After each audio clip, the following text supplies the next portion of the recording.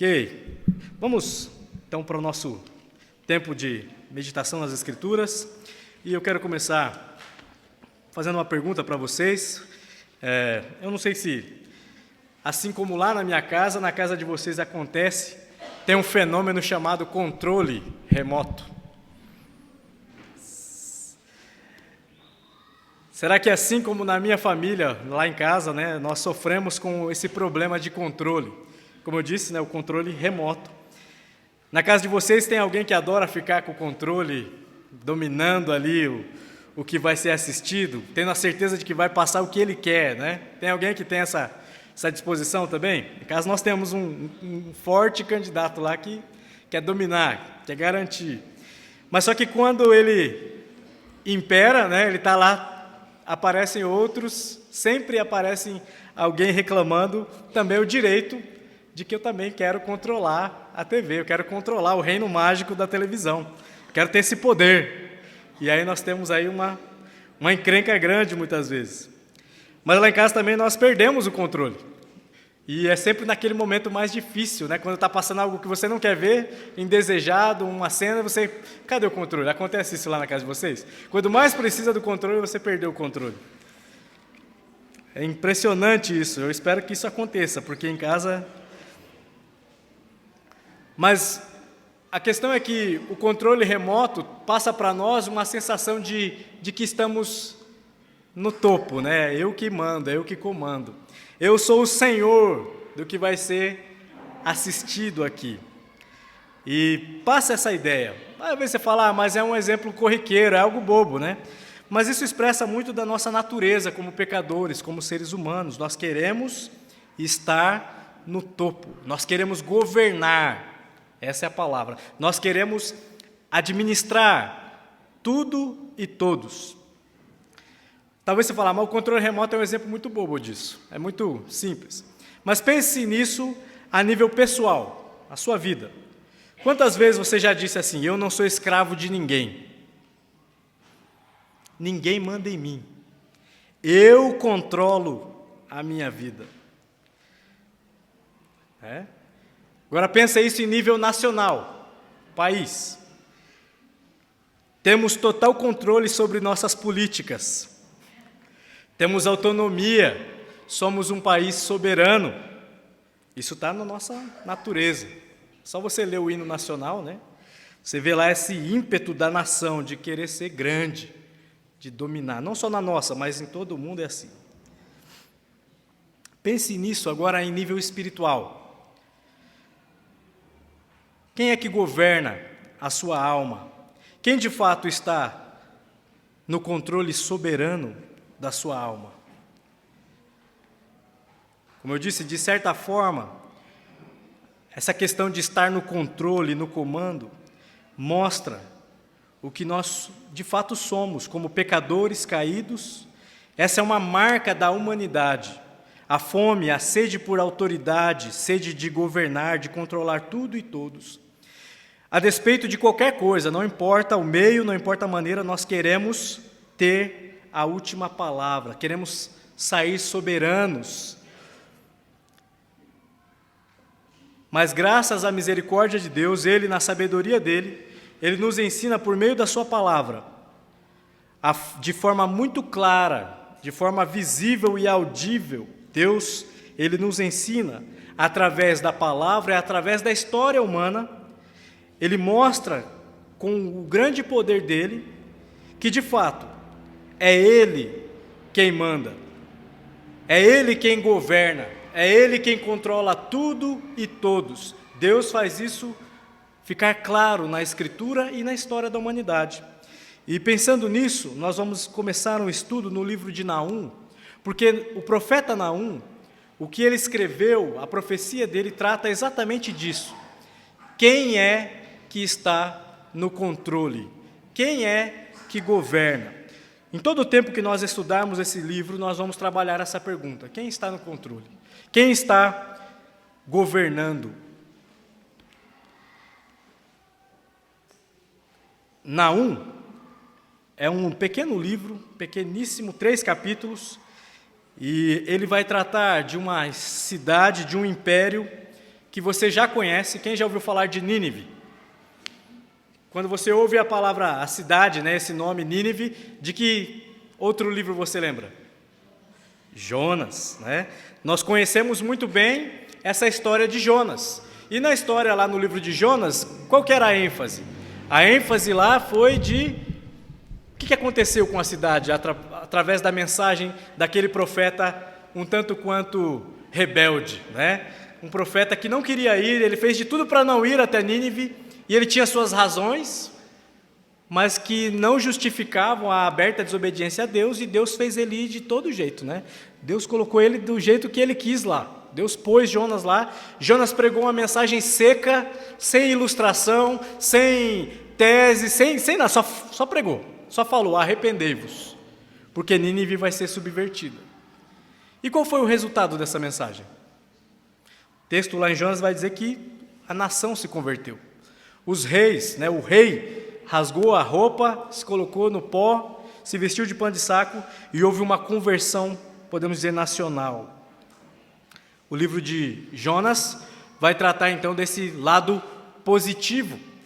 No entanto, aqui em Naum nós temos o segundo lado da moeda, né? O outro lado da moeda, a segunda parte, a parte final, literalmente a parte final da história de Nínive.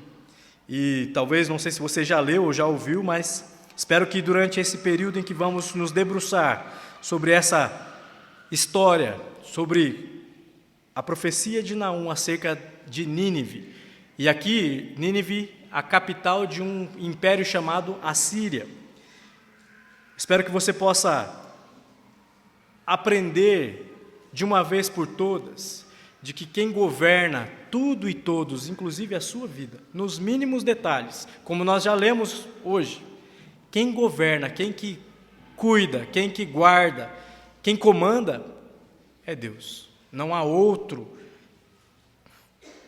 Que Deus possa nos dar essa visão, a visão que Naum teve, e que Ele também nos dê a mesma disposição que não só Naum teve, mas todo o povo de Israel, o povo de Judá, de descansar nas mãos, nos braços daquele que é o Senhor soberano. Antes de ler, nós vamos ler o verso 1, e hoje a ideia da mensagem, irmãos, é dar um aparato, um pano de fundo, e nós vamos trabalhar pouco no texto aqui em Naum, nós vamos fazer isso mais para frente, mas nós vamos andar por outros textos, então eu peço até um pouco a paciência dos irmãos, nós vamos ler algumas porções de Bíblia, e isso é bom, né? Estamos na igreja para isso, mas eu sei que às vezes fica um pouco tanto cansativo, mas vamos orar antes de seguir com a mensagem. Oremos. Pai amado, obrigado por sua palavra, obrigado por tudo que já foi feito aqui nesta noite, rogamos, ó Deus, neste momento a sua direção, que o Senhor nos dê sabedoria para repousar os nossos olhos na sua palavra, meditar com o nosso coração, a nossa mente acerca do que ela diz, e que o Senhor possa transformar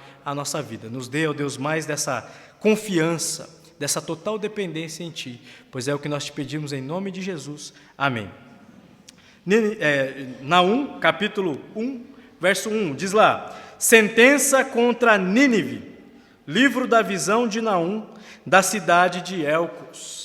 Livro da visão de Naum, da cidade de Elcos. Nós temos aqui dois nomes, Naum e Nínive, né? E também, claro, Elcos, mas vamos focar sobre Nínive e Naum.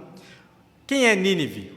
O que é? Nínive é uma capital do Império Assírio, e essa capital foi muito importante, foi uma grande metrópole, e um autor, um teólogo, ao descrever o que foi o Império Assírio, ele diz o seguinte: no século 8 e na maior parte do século 7 antes de Cristo, a Assíria foi o maior poderio daquela região do mundo. A capital, Nínive, localizada no lado oriental do rio Tigre, era a área que faz fronteira com a atual cidade de Mossul, no Iraque. Era uma das maiores e mais poderosas cidades da terra. Seu tamanho, poder e riqueza inspiraram fábulas. Seus muros eram um bom retrato de sua magnificência. No mínimo, 2 fileiras de muros, com quilômetros e quilômetros de extensão, rodeavam toda a cidade. O muro interior, o mais alto dos dois, tinha cerca de 30 metros de altura e largura suficiente para colocar 3 carros lado a lado. No lado exterior das 2 fileiras de muros havia um fosso de 45 metros de largura e outro 8 metros de profundidade. O rio Tigre e outros rios menores rodeavam Nínive e faziam com que a cidade parecesse inexpugnável. Era uma cidade gigantesca. Talvez, um século antes, o profeta Jonas pregara na cidade, levando os ninivitas, que eram politeístas, ou seja, criam em vários deuses, a se arrepender. Todavia, isso aconteceu na metade do século 8, antes de Cristo. Agora, estavam na metade do século 7, e o arrependimento deles era coisa do passado. Em 722, antes de Cristo, o Império Assírio, após o arrependimento deles, nos dias de Jonas, eles destruíram as 10 tribos do reino do norte. Lembra que Israel, no tempo de Jeroboão, filho de Nebate, após a morte de Salomão, ele divide o reino em 2 reinos. Israel fica dividida. Reino sul, Judá e Benjamim, e reino norte, as 10 tribos.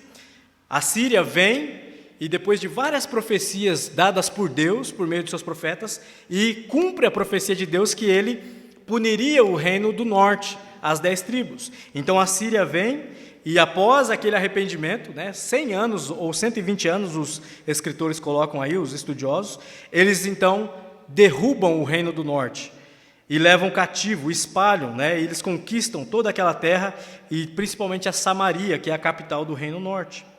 Por volta de 663 a.C., sob o comando de Osnapar, também conhecido como Assurbanipal, eles estenderam suas conquistas centenas de quilômetros, Egito adentro, chegando até a cidade de Noamon, que é citada no livro de Naum, no capítulo 3, verso 8, como Tebas. O Egito caiu diante deles. Judá, que é o Império Sul, o que sobrou de Israel, lembra? As 10 tribos foram levadas pela Síria e Judá ficou lá. As 10 tribos estavam à beira na faixa litorânea, já Judá estava mais acima, nas montanhas. Inclusive, Jerusalém fica a 762 metros de altitude, acima do nível do mar. Então, eles ficaram lá, o povo de Judá, escondidinhos, guardadinhos, enquanto a Síria vinha varrendo todo o mundo conhecido ali da época, toda aquela região, Judá estava lá, sozinha, estava escondida nas montanhas. Literalmente, os de Judá, os do Reino Sul, era o povo mais caipira, o povo do interior. Nessa época, os povos urbanizados, vamos dizer assim, mais modernos, mais cosmopolitanos, eram o pessoal que habitava na faixa litorânea, na beirada ali dos mares, dos rios. Já os que moravam nas montanhas trabalhavam com boi, com animais, eram fazendeiros, eram os caipiras que nós conhecemos. Se eles chegassem na cidade, você ia ver todo aquele desajeitamento comum do caipira, aquele caipirão do mato que você sabe como é. E quem assiste aí o Mazzaropi vai saber como é um caipira quando chega na cidade.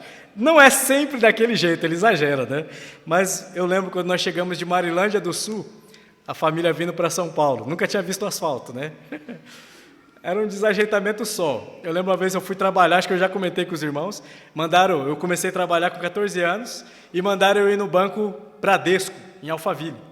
A empresa, eu era o contínuo da empresa. E chegando lá eu tinha que entrar no banco, só que o banco já fechava e abria automaticamente, não tinha maçaneta. Eu olhei aquele bicho lá de longe, assim, falei, não tem entrada, como é que eu vou entrar nisso aí? Aí eu voltei para casa e falei, estava fechado o banco. Voltei para a empresa. Mas como assim, 2h30? Não está fechado o banco, eu volto lá. Aí eu voltei, cheguei lá e fiquei olhando de longe. Aí passou um caboclo, aí abriu, falei, tem que chegar perto. É mais ou menos isso, caboclo do mato. Talvez ninguém vai chegar a esse limite que eu cheguei, mas você vai aprendendo conforme você vai vivendo e conhecendo. Mas Judá, por estar no monte, no alto dos montes, ela estava sendo, de certa forma, ocultada, ou protegida da visão feroz do Império Assírio. E se Talvez você pense, mas por que desde que a Síria vinha varrendo tudo, não varreu, né, Judá? E nós vamos ver isso mais para frente. Por que Deus preservou esse pequeno povo, esses dois reinos, esse império tão, né, a Bíblia chama de o remanescente, aquela partezinha final que ficou de Israel. Contudo, eles ficaram lá por anos, por décadas, assistindo a onda do Império Assírio levantar-se e lavar tudo à volta deles, ameaçando as cidades. À medida que o poderio da Assíria ia aumentando, eles ficavam mais ferozes e mais ameaçadores. Enquanto isso, Judá estava lá, caladinha, quietinha, sentada no seu cantinho. Mas a verdade é que, durante todo esse período em que a Síria foi conquistando, eles não pouparam Judá. Eles tentaram invadir o império de Judá, o reino de Judá. Os judeus experimentaram as ameaças das Sírias. A palavra de Deus, ela traz para nós relatos de como Senaqueribe, né, ele tentou invadir Judá e conquistar, mas Deus sempre esteve protegendo o seu povo. Sabemos também por meio de registros assírios, que foram encontrados recentemente, de que eles destruíram quase 50 cidades de Judá nesse período. Entre eles a cidade chamada Laquis, cidade sulina, que protegia Jerusalém a partir da planície costeira ao longo do Mediterrâneo. Os assírios, eles dominavam a arte de pintar quadros em alto relevo na argila. Então, todas as conquistas que eles faziam, eles realizavam, o rei sempre mandava pintar um grande quadro, como se fosse o nosso mosaico, mas um quadro em relevo. E nós vamos ver logo mais algumas imagens que mostram isso, mas eles eram um povo que amava o poder, amava estar no governo, eram violentos a extremos, extremamente violentos. E esses relevos que eles, né, compuseram, né, produziram, marcam ou comprovam como o povo judeu não ficou tão tranquilo. Ficaram lá de longe, mas os assírios tentaram invadir Judá, de forma violenta muitas vezes. E neste momento, então, agora eu quero pedir para a turma do vídeo, temos um vídeo que vai trazer uma ideia para os irmãos de como a Síria era um império grandioso, era um império poderoso. Inclusive, no relato, nesse vídeo, eles vão dizer que era um povo de guerra e próspero, e de fato eram. Mas toda a guerra e toda a prosperidade que eles ganharam foi através de muita violência. Tá? Então, pode passar o vídeo, depois 4 minutinhos.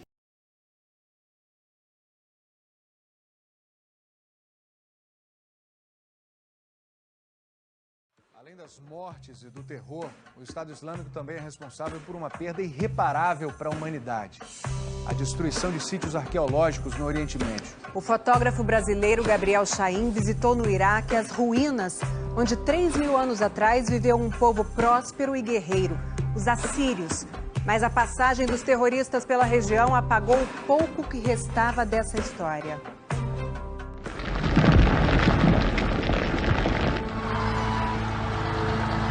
Para entender o que significam essas imagens, é preciso voltar no tempo.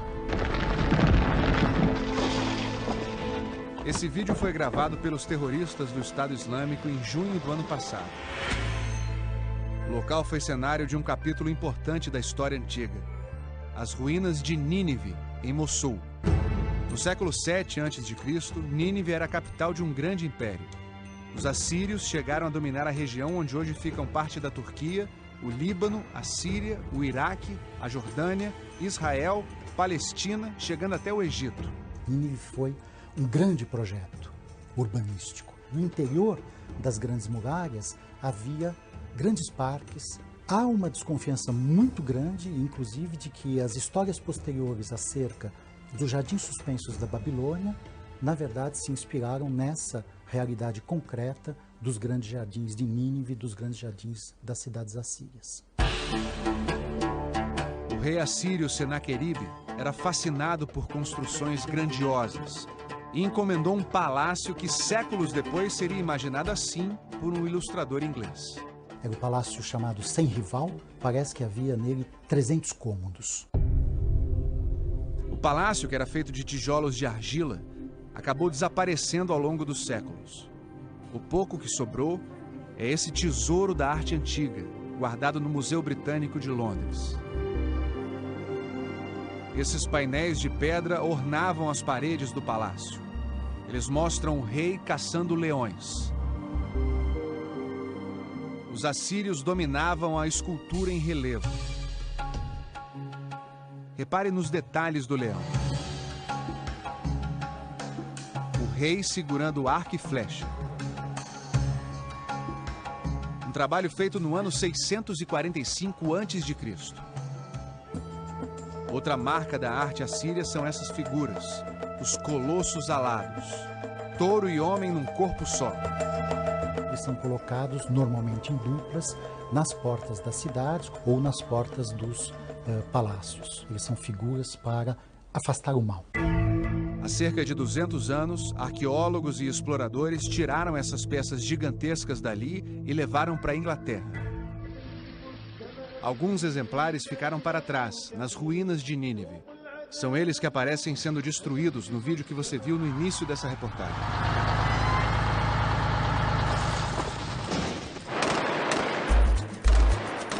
Nos últimos meses, a tropa de elite do exército iraquiano vem conseguindo expulsar o Estado Islâmico de Mossul. No mês passado, os militares finalmente chegaram à entrada da cidade histórica.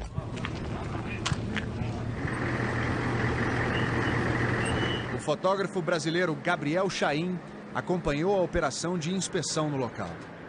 O terreno hoje está abandonado. Parece muito pouco com um local histórico. As forças especiais do exército iraquiano conseguiram liberar as ruínas e é para onde nós estamos indo agora, seguindo o comboio militar. No caminho, restos de carro-bomba. O antigo palácio ficava no monte que se vê ao fundo.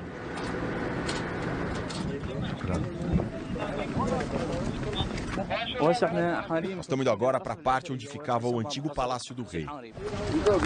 Os soldados não conseguem identificar o lugar exato das ruínas.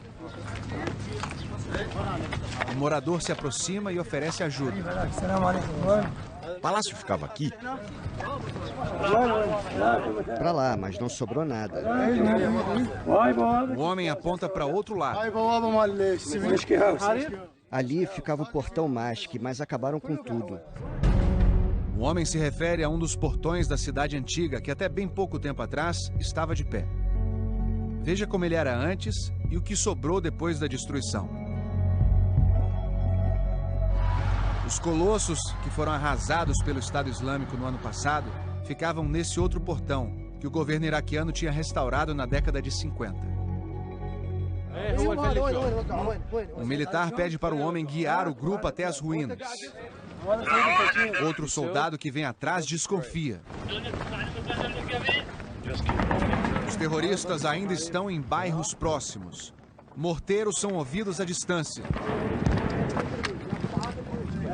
O ataque chega mais perto.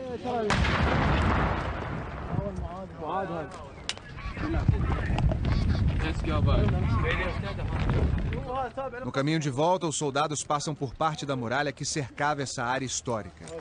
Agora são apenas escombros.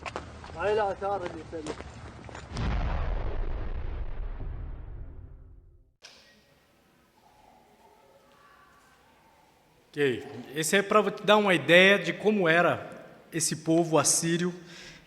Temos aqui, nesses relatos, então, a confirmação daquilo que a Escritura vai falar. Naum se propõe a apresentar para o povo de Judá, esse povo que está lá na montanha, vendo esse grande império. Você viu como os reis, né, se promoviam através daquelas imagens, caçando leões, né, sempre de uma forma até parecendo um deus, né, os colossos alados, né, eu achei muito interessante. Tinha um que tinha pés de leão e outro eles faziam com pés de touro, no corpo de touro com asas, para mostrar todo o seu poder, sua fertilidade.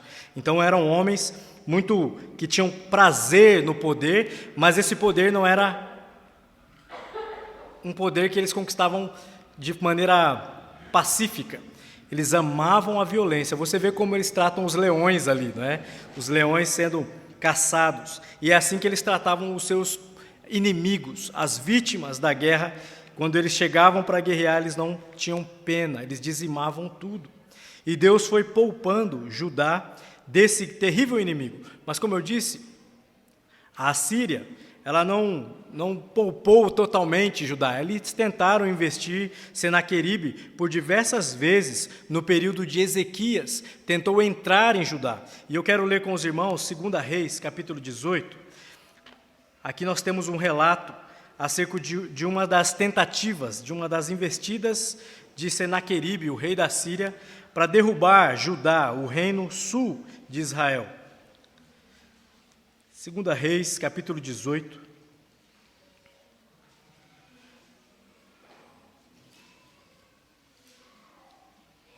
No verso 9, o rei Ezequias tinha acabado de assumir o trono, tinha feito alguns benefícios, quebrado os postes ídolos, tinha estabelecido o culto ao Deus soberano.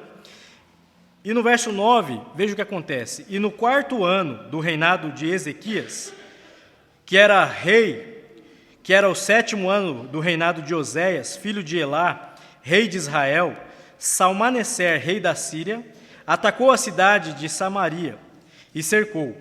Ao fim de 3 anos, a cidade foi conquistada. Sim, no ano 6º do reinado de Ezequias, que era o 9º ano de reinado de Oséias, rei de Israel. Samaria foi conquistada.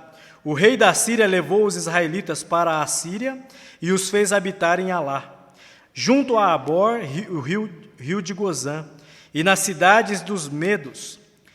Isso aconteceu porque não obedeceram à voz do Senhor, seu Deus, mas quebraram a sua aliança, a saber, tudo que Moisés, servo do Senhor, havia ordenado, não ouviram e nem o fizeram. No 14º ano do reinado de Ezequias, Senaqueribe, rei da Síria, atacou todas as cidades fortificadas de Judá e as conquistou. Então Ezequias, rei de Judá, enviou mensageiros ao rei da Síria, que estava em Laquis, dizendo: Eu errei, pare de me atacar, eu cumprirei tudo o que você me impuser. Então o rei da Síria impôs a Ezequias, rei de Judá, um tributo de 10 toneladas de prata e 1 tonelada de ouro. Ezequias deu toda a prata que havia na casa do Senhor e os tesouros do palácio real. Foi quando Ezequias arrancou o ouro o ouro que havia nas portas do templo do Senhor, e nas ombreiras, o ouro com que ele, o rei de Judá, as havia revestido, e os deu ao rei da Síria. Mas o rei da Síria, que estava em Laquis, enviou Tartã, Rabsaris e Rabzequé, com um grande exército ao rei Ezequias. A Jerusalém. Eles vieram a Jerusalém. Quando chegaram, pararam na extremidade do arqueduto do tanque superior, junto ao caminho do campo do lavandeiro. Mandaram chamar o rei. E quem saiu ao encontro deles foi Eliaquim, filho de Ilquias, o responsável pelo palácio, Sebna, o escrivão, e Joá, filho de Asaf, o cronista. Rabzaqué disse: Digam a Ezequias, assim diz o grande rei, o rei da Síria. Que confiança é essa que você tem? Bem posso dizer que o seu conselho e o seu poder para a guerra são meras palavras. Em que você está confiando agora para que se rebele contra mim? Você confia nesse bordão de caniço esmagado que é o Egito? Se alguém se apoiar no caniço, ele vai espetar e furar a mão. Assim é Faraó, rei do Egito, para todos os que nele confiam. Mas vocês me dizem: confiamos no Senhor nosso Deus. Eu pergunto: não é esse aquele cujos lugares altos e altares Ezequias removeu, dizendo a Judá e a Jerusalém que deveriam adorar somente diante do altar de Jerusalém? Agora, pois, comprometa-se com o meu senhor, o rei da Síria, e eu lhe darei 2.000 cavalos, se você puder achar cavaleiros para montá-los. Como você poderia repelir um oficial do meu senhor, o rei, mesmo que seja um dos menores, e confiar no Egito para obter carros de guerra e cavaleiros? Será que você pensa que é o consentimento do Senhor Deus que eu vim contra este lugar para destruir? Foi o próprio Senhor quem ordenou que eu atacasse esta terra e a destruísse. Então Eliaquim, filho de Hilquias, Sebna e Joá disseram a Rabsaque: por favor, fale com estes seus servos em aramaico, porque nós o entendemos. Não fale em hebraico aos ouvidos do povo que está sobre a muralha. Mas Rabsaque lhes respondeu: você pensa que o meu senhor me enviou para dizer estas palavras apenas a vocês e ao seu rei? Ele me enviou para falar também aos homens que estão sentados sobre a muralha, e que junto com vocês terão de comer o seu próprio excremento e beber a sua própria urina. Então Rabsaque se pôs em pé e gritou em hebraico: escutem as palavras do grande rei, o rei da Assíria. Assim diz o rei: não deixem Ezequias, que Ezequias os engane, pois ele não poderá livrá-los da minha mão. Não deixem que Ezequias os leve a confiar no Senhor, dizendo: o Senhor certamente nos livrará. Esta cidade não será entregue nas mãos do rei da Síria. Não deem ouvidos a Ezequias, porque assim diz o rei da Síria: façam as pazes comigo e se entreguem. Então cada um de vocês, cada um comerá da sua própria videira e da sua própria figueira, e beberá a água da sua própria cisterna, até que eu venha e os leve para uma terra como a de vocês, terra de cereal e de vinho, e terra de pão e de vinhas, terra de oliveiras e de mel, para que vocês vivam e não morram. Não deem ouvidos a Ezequias, porque ele está enganando vocês, ao dizer: o Senhor nos livrará. Será que os deuses das nações puderam livrar cada um em sua terra das mãos do rei da Síria? Onde estão os deuses de Amate e de Arfade? Onde estão os deuses de Sefarvaim, Rena e Iva? Será que eles livraram Samaria das minhas mãos? De todos os deuses destes países, quais foram os que livraram a sua terra das minhas mãos? Então, como o Senhor poderá livrar Jerusalém das minhas mãos? O povo ficou calado e não respondeu palavra, porque assim lhes havia ordenado o rei: não lhes respondam. Então Eliaquim, o filho de Hilquias, o responsável pelo palácio, e Sebna, o escrivão, e Joá, filho de Asaf, o cronista, voltaram para junto do rei Ezequias, com suas roupas rasgadas, e lhes contaram o que Rabsaque tinha dito. Quando o rei Ezequias ouviu isto, rasgou as suas roupas, cobriu-se de pano de saco e entrou na casa do Senhor. Então ele mandou que Eliaquim, o responsável pelo palácio, Sebna e o escrivão e os anciãos dos sacerdotes, todos vestidos de pano de saco, fossem falar com o profeta Isaías, filho de Amós. E eles lhe disseram: assim diz Ezequias: este dia é dia de angústia, de castigo e de vergonha. Como se costuma dizer, chegou a hora de a criança nascer, mas a mãe não tem forças para dar à luz.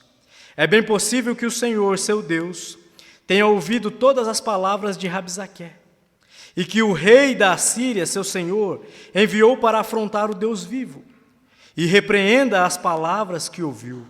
Portanto, ore pelo resto que ficou.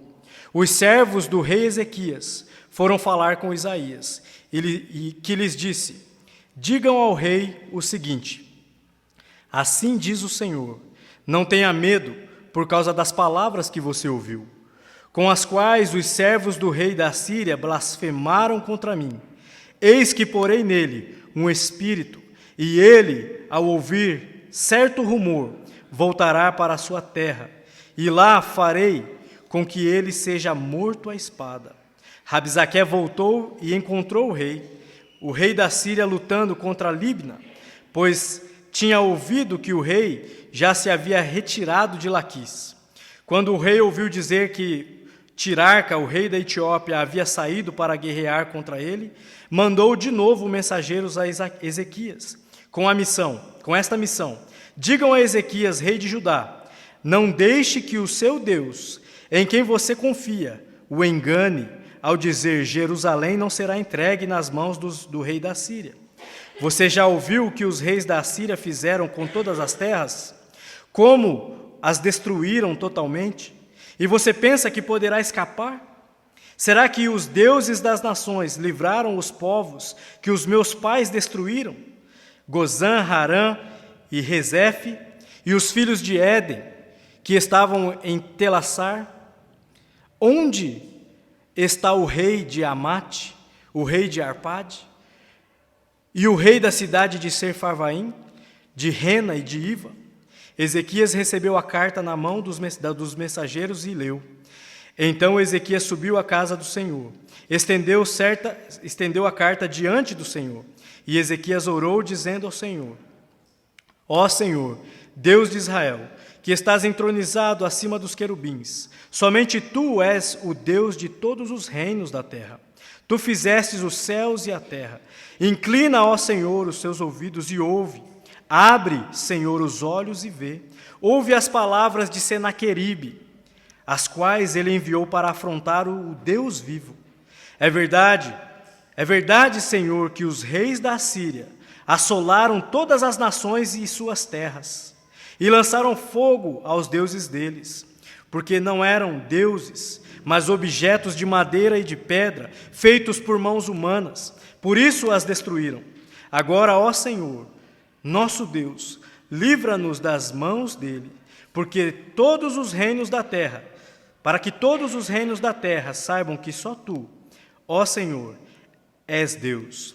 Então Isaías, filho de Amós, mandou dizer a Ezequias: Assim diz o Senhor, o Deus de Israel: Eu ouvi a oração que você me fez a respeito de Senaqueribe, rei da Síria, e esta é a palavra que o Senhor falou a respeito dele. A virgem, a filha de Sião, desdenha e zomba de você. A filha de Jerusalém meneia a cabeça atrás de você. A quem você afrontou e de quem blasfemou? É contra quem você levantou a voz e ergueu os olhos, com arrogância. Contra o Santo de Israel? Por meio dos seus mensageiros você afrontou o Senhor e disse: com a multidão dos meus carros de guerra, eu subi ao alto dos montes, ao mais interior do Líbano, cortei os seus altos cedros e os seus melhores ciprestes. Cheguei aos seus abrigos mais distantes, ao seu denso bosque. Eu mesmo cavei e bebi as águas de estrangeiros. Com as plantas dos meus pés, sequei todos os rios do Egito. Por acaso você não ouviu que há muito tempo eu, o Senhor, determinei estas coisas e que já desde os dias remotos as tinhas planejado? Agora eu faço acontecer. Eu quis que você reduzisse a montões de ruínas as cidades fortificadas. Por isso, os seus moradores debilitados andaram cheios de temor e envergonhados. Tornaram-se como a erva do campo e a erva verde, o capim dos telhados e o cereal queimado, antes de amadurecer. Mas eu sei que você está. Conheço o seu sair e o seu entrar, e o seu furor contra mim. Por causa do seu furor contra mim, e por causa da sua arrogância, subiu aos meus ouvidos. E porque a sua arrogância subiu até os meus ouvidos, eis que porei o meu anzol ao seu nariz, e o meu freio na sua boca, e farei você voltar pelo caminho por onde veio. E isto será sinal para você, rei Ezequias. Neste ano se comerá o que nascer espontaneamente, e no segundo ano o que daí proceder. Mas no terceiro ano semeiem e colham, plantem vinhas e comam os seus frutos.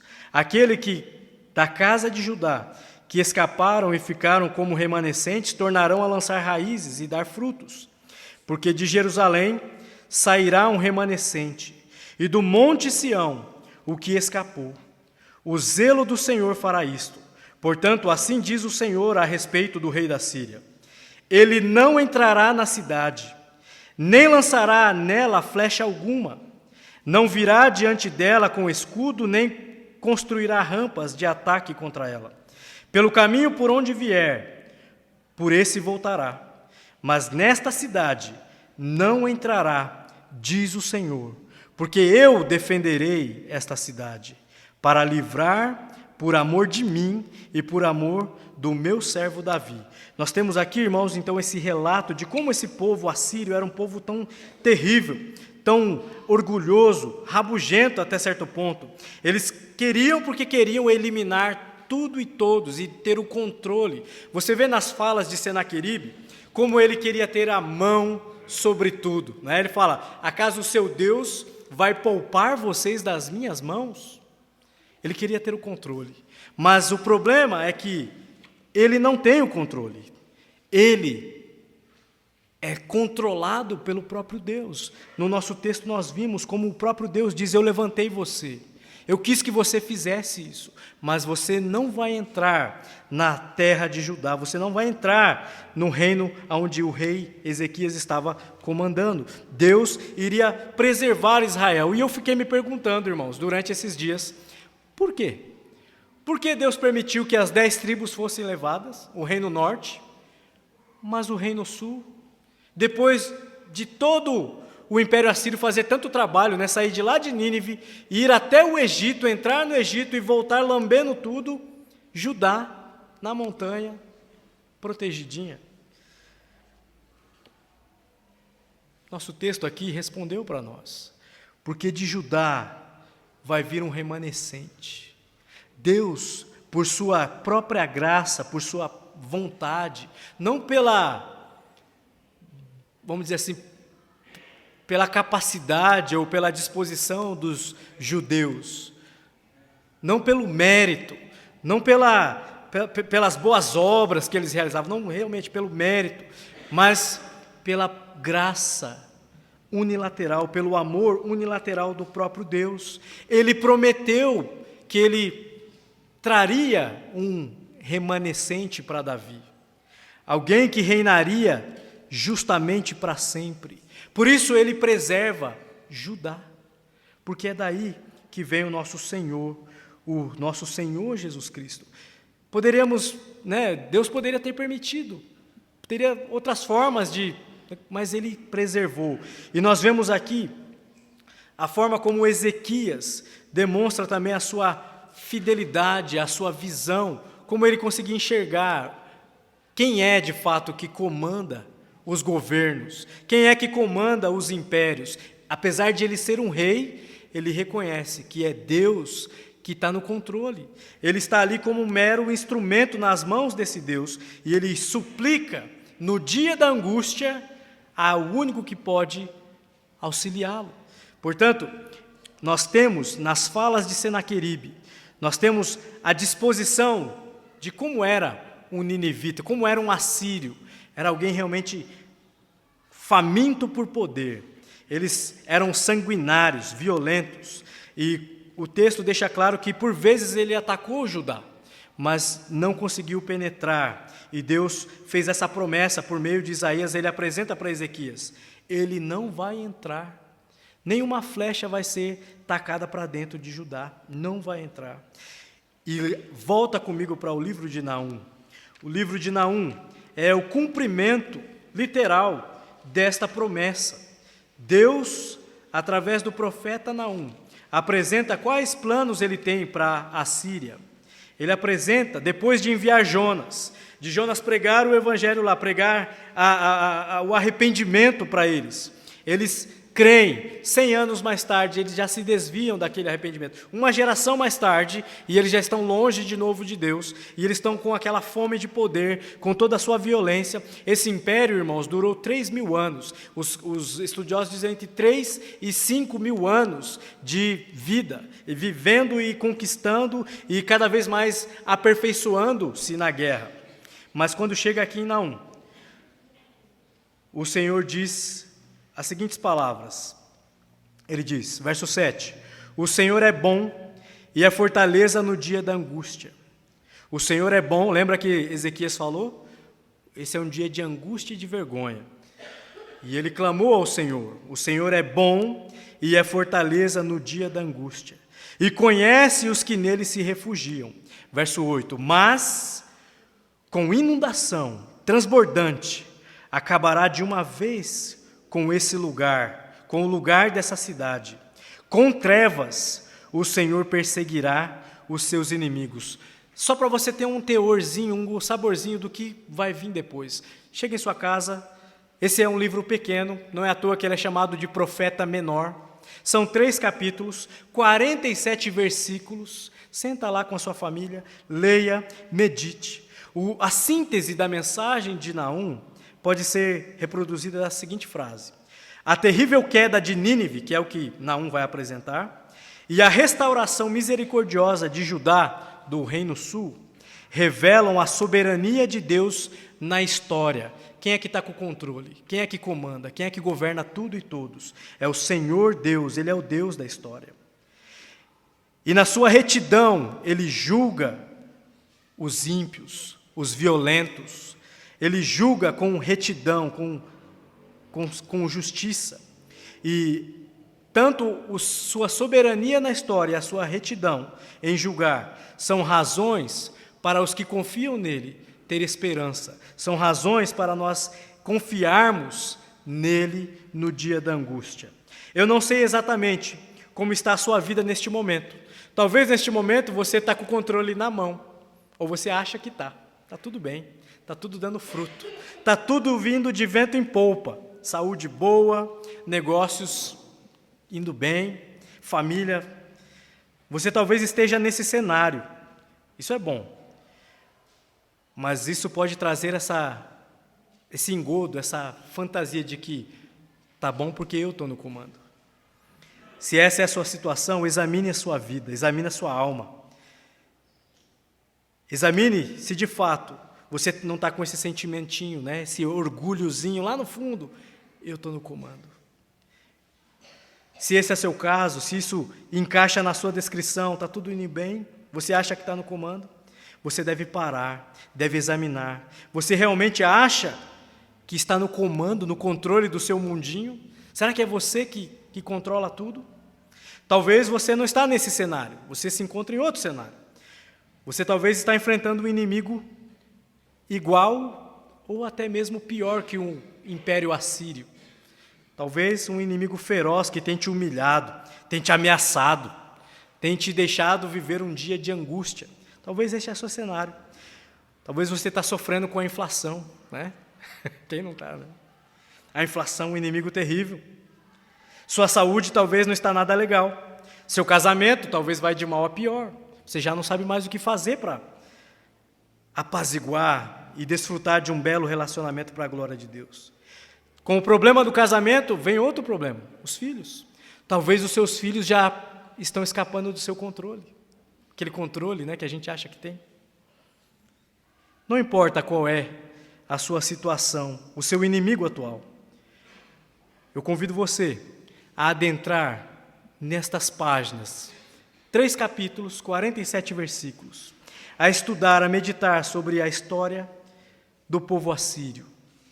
Povo que achava que estava no governo, que tinha sede e fome de poder, mas que Deus, na sua glória, na sua justiça, vai punir cabalmente, vai tratar com eles por causa da sua violência, por causa dessa sede, essa fome insaciável de poder.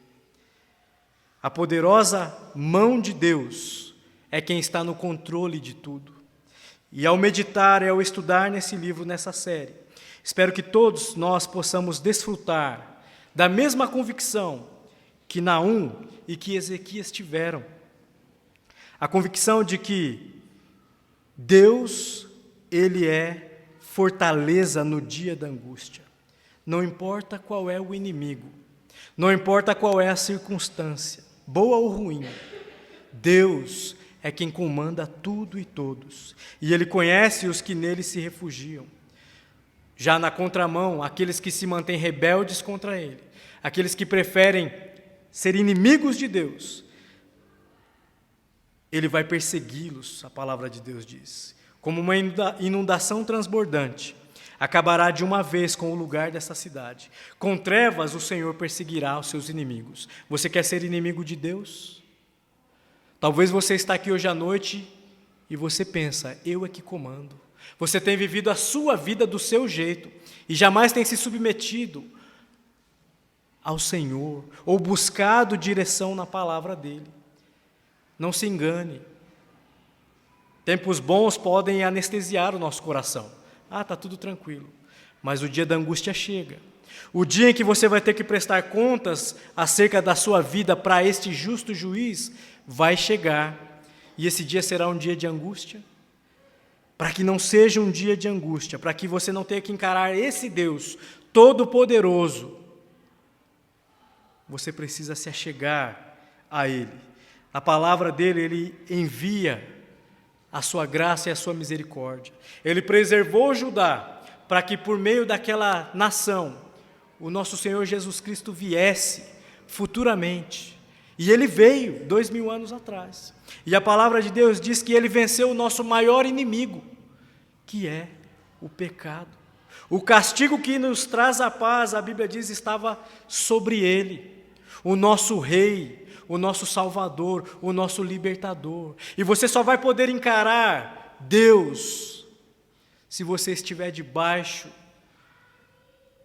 se você estiver vestido com a justiça de Cristo, se de fato você se agarrar àquilo, à obra que Ele realizou na cruz do Calvário.